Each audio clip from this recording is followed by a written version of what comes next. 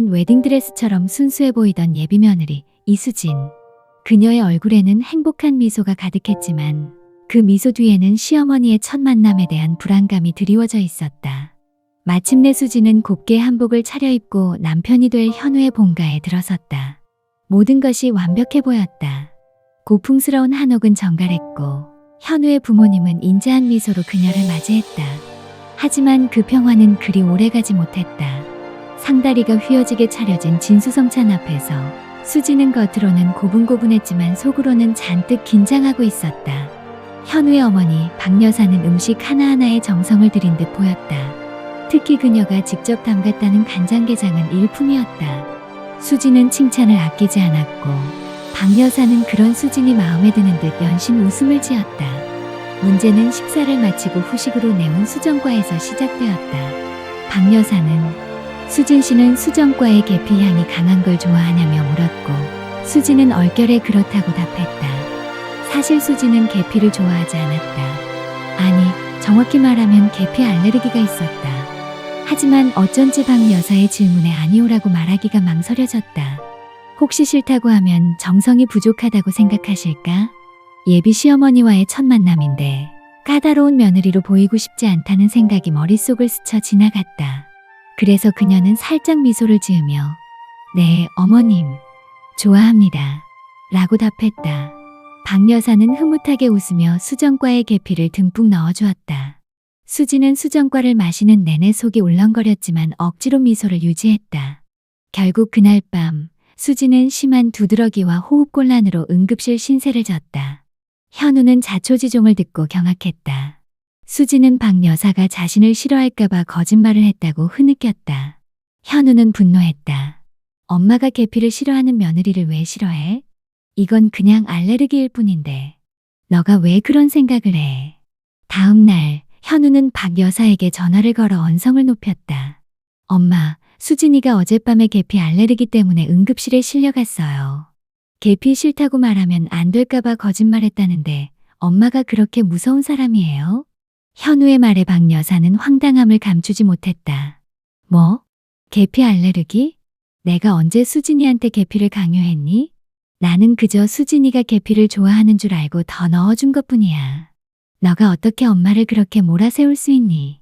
이 사건은 삽시간에 두 집안에 퍼져나갔다. 수진의 부모님은 박 여사가 고의로 딸에게 해코지를 한 것이라며 격분했다. 우리 귀한 딸한테 독약을 먹이려 했단 말이냐. 당장 사과해라. 이에 박 여사 역시 억울함을 호소했다. 내가 뭘 잘못했다고 사과를 해? 오히려 며느리 될 사람이 어른한테 거짓말을 하고 병원에 가서 우리 집안을 망신시킨 것 아니냐. 결국 두 집안은 파혼 직전까지 갔다.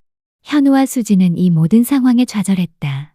서로의 부모님을 말리려 했지만 한 번 붙은 불은 쉽게 꺼지지 않았다. 양가 부모님은 서로에게 상처 주는 말을 쏟아냈고 심지어 과거의 사소한 일들까지 들춰내며 진흙탕 싸움을 벌였다. 수지는 죄책감에 시달렸다. 내가 그때 솔직하게 말했다면 하지만 이미 엎질러진 물이었다. 수진이 퇴원한 후 수진과 현우 앞에서 수진의 어머니가 오래전부터 보관하던 빛바랜 사진 한 장을 꺼내들었다.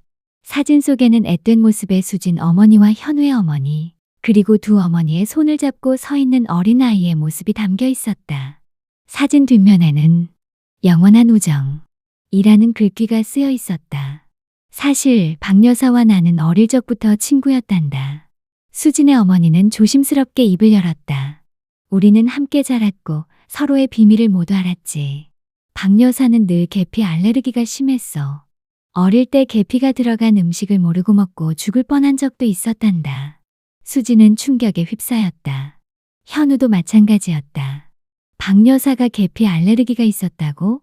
그렇다면 그날 수정과를 내올 때 수진 씨는 수정과의 계피 향이 강한 걸 좋아하냐고 물었던 것은 혹시나 수진에게 계피 알레르기가 있을까봐 걱정해서 물어본 것이 아닐까? 박 여사는 자신이 계피 알레르기가 있기 때문에 다른 사람들도 계피에 민감할 수 있다는 것을 본능적으로 알고 있었던 것이다. 수진을 좋아한다는 거짓말은 그녀의 호의를 오해로 만들었던 것이다.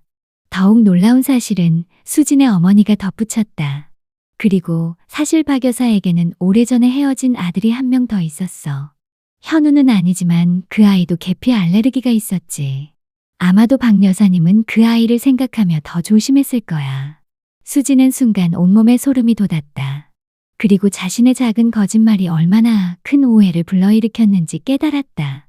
이 모든 오해가 풀리자 두 집안은 할 말을 잃었다. 특히 박 여사는 자신의 비밀스러운 과거가 드러나자 눈물을 쏟았다.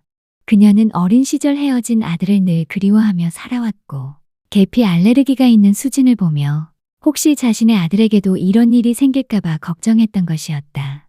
수진의 거짓말은 오히려 그녀의 아픈 과거를 건드린 꼴이 되었다. 수진은 무릎을 꿇고 박 여사에게 사죄했다. 어머님, 죄송합니다. 제가 그때 솔직하게 말씀드렸어야 했는데 어머님의 마음을 전혀 헤아리지 못했습니다. 박 여사는 말없이 수진의 손을 잡았다. 두 사람의 눈에는 뒤늦은 이해와 미안함의 눈물이 흘렀다. 두 집안은 다시 화해했다. 하지만 그날의 오해와 비밀이 빚어낸 상처는 쉽게 아물지 않았다. 현우와 수지는 결혼했지만 두 집안 사이에는 여전히 미묘한 긴장감이 흘렀다. 박 여사는 수진을 볼 때마다 헤어진 아들을 떠올렸고 수진 역시 박 여사에게 깊은 죄책감을 느꼈다. 핏빛 잔치 같았던 상견례는 단순한 해프닝이 아니라 두 집안의 깊은 상처와 비밀을 드러내는 잔혹한 막장극의 서막이었던 것이다.